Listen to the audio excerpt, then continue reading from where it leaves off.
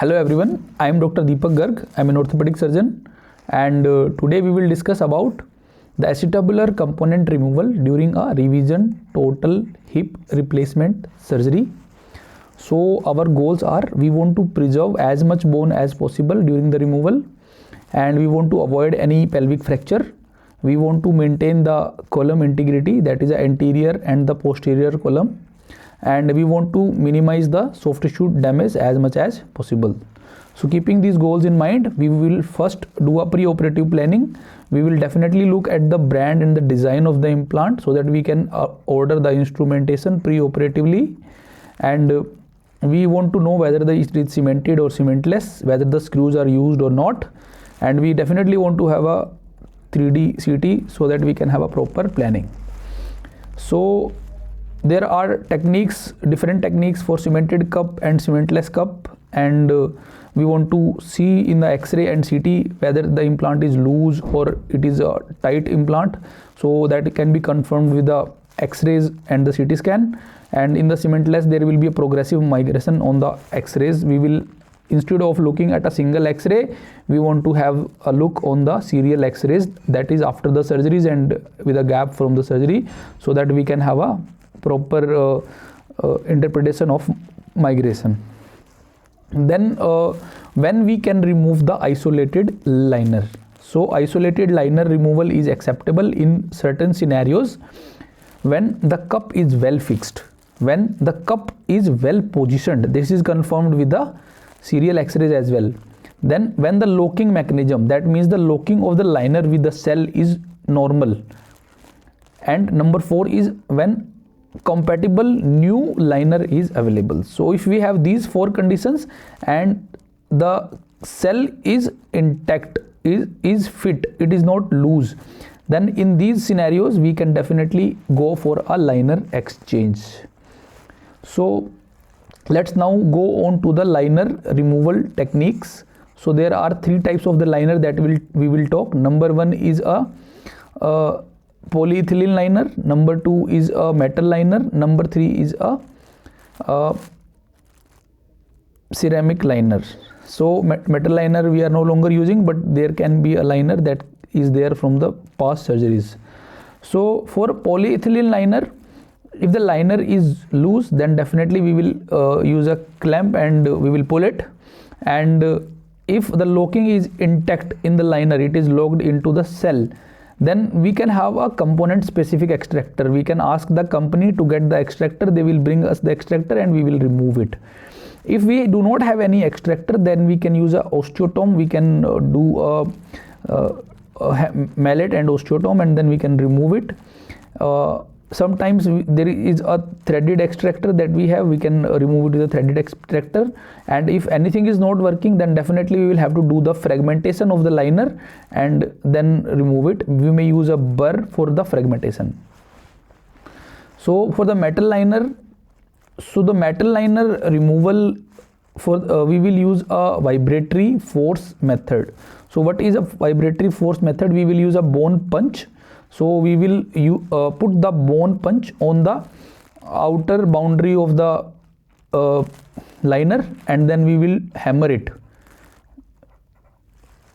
Then gradually we will hammer it in the full circumference of the liner, and then this is called the vibratory force. The liner will automatically come out. So the most commonly, all the maximum liners will come out only with this vibratory method. If it is not coming out, then we may have to use the other methods, like we may have to then use that we will look in the ceramic liner, the other methods. So it is for the ceramic method also, we will have to remove it with the punch only, with the same vibratory method only. If it is not working both for the metal and the ceramic liner, then we can do a direct rim impact, or we may have to do fragmentation and then do the piecemeal removal. So this is the last resort that we may have to use sometimes. Now then the type of acetabular components, we already know whether we have to do it pre-operatively, cemented metal backed or cemented poly backed or cementless. So and spiked. So these are the implants that we will talk about how to remove it. So for the cemented cup removal, so this picture is showing a curved osteotomes. So we will use a curved osteotomes and disrupt the prosthesis cement, not cement bone. So there are three interfaces. One is a prosthesis cement and another is a cement bone. So we will put our osteotome between the cement and the prosthesis, and we will try to go through this interface so that we can prevent the bone loss. So we will disrupt the prosthesis cement interface, and if it is if we have a threaded extractor, we can use a threaded extractor that is a implant specific, we can use for the central distraction. And if it is not working, we can use a rimming technique. We can do thin out the polyethylene and then remove it. Sometimes we may have to use the drill, sometimes drill and screw method. And if everything is not working, we will have to do the sectioning of the cell, that is the polyethylene cell, and then we will have to do a piecemeal removal. When we have removed the cell, then we will have to remove the cement, because we were acting on the cement prosthesis interface. So cement is still there lying on the bone, so then we will have to remove the cement. So to remove the cement, we may have to use the burr, we may have to use the curve osteotome. So if the cement is intrapelvic and it is not infective, so then we may have to leave the cement as it is, because we do not want to injure any intrapelvic structures. And if it is a cementless construct, then it is very difficult. We may have to use first steps. That let's first look at the step. First we will remove the liner, then we will remove the screws if there are any screws. If we are not able to remove any screw, then we will first nude the head of the screw, that is a strip the broken screw, and then we may use a burr or trephine so that we can make the screw loose and identify the shaft and then remove the screw. And sometimes this is the best test that we can use, that is a test fluid extrusion sign. What is a fluid extrusion sign? If there is a fluid behind the cell, and when we will push the cell towards the bone, then the fluid will come out. We will see that the fluid is coming out from the implant bone interface. So this fluid is coming out, that shows that the implant is loose. So these are the implant specific, company specific extractors that can be used for the removal of the cell. So for the cementless cup removal, we can use a curve osteotome, we can use a company instruments, implant specific instruments. Sometimes we may have to use a reciprocating saw also, but that will remove lots of the bone. There are universal extractors available with the implant vendors. We should use them if we can get some help from them.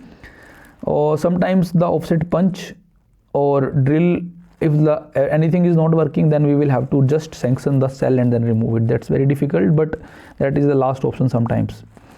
So if there is a spiked acetabular cell, if it is spiked, then there may be the hidden spikes, or there may be some spikes that are remaining after the removal into the bone. And so these are the problems when there are spiked component is there.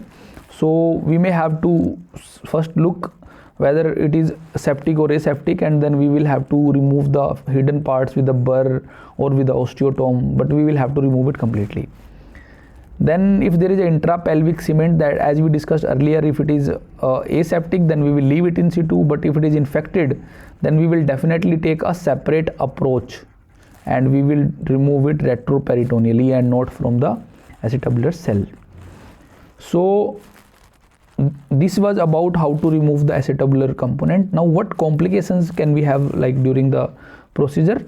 We can have acetabular fracture, we can have a pelvic discontinuity, neurovascular injury and excessive blood loss. These are the common complications. We have to address it before. So to summarize this, we will first identify the implant pre-op, and we will order our instrumentation properly, and accordingly we will always keep a plan A, B and C. We will always be prepared for everything. Then we will expose our exposure should be adequate. We should be able to see the acetabulum circumferentially, and we should do the circumferential release properly. And we will first get the liner out, and we always go very slow. We will not be very fast. We will have to prevent the fractures, and we preserves the bone as much as possible. So this was about how to remove the acetabular component. So this was about our video today. Please like, share and subscribe to this channel to watch more such videos. We will next will be coming about how to remove the femoral component. Thank you.